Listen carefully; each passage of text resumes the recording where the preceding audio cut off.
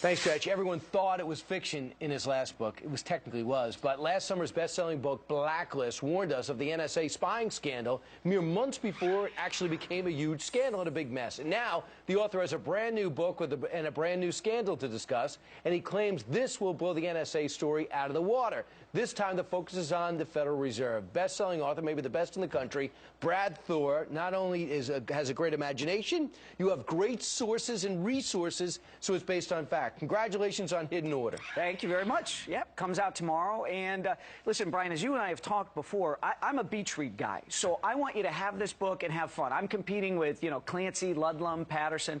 But if you finish the book and you say, wow, I actually learned a little something in addition to the great thrill ride, then I think, that's icing on the cake. So when Blacklist comes out, you talked about the NSA, and people say, well, I love the book, Brad. I don't really think the NSA is that big of a deal, but it is. But you believe PRISM is just the scratching the surface? Oh, absolutely. PRISM is just the tip of the iceberg. There is so much more to what the NSA is doing, and what we're not hearing about, too, is everything that DHS is doing. And there's an amazing amount of money DHS has been pumping into technology, and NSA as well, so that it's beyond phone calls, it's beyond emails, it's you on the street, it's you going into a sporting event. How do we know if you may Is this their way of just using our technological advantage to stop terrorism?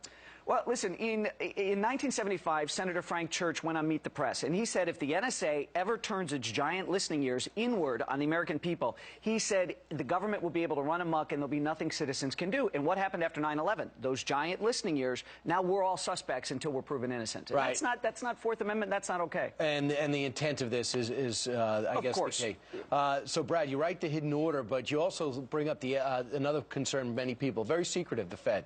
What operates them? How much power do they have? Absolutely. Brian, when I researched this book, it was like the pages of a spy novel, just the real-life stuff about the Fed.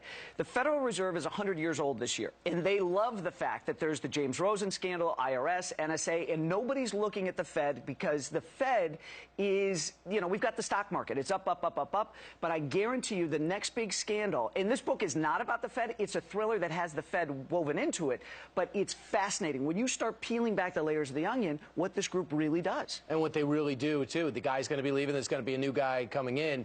But what they have been doing is pumping money into the system at a dizzying rate. And they decided in a one-man show, Ben Bernanke, to do it. And now that he's pulling it back, we're falling apart. The market somewhat is unsteady and not believing the economy's come back. But what do you find the Fed can do that maybe you didn't know before you started the research?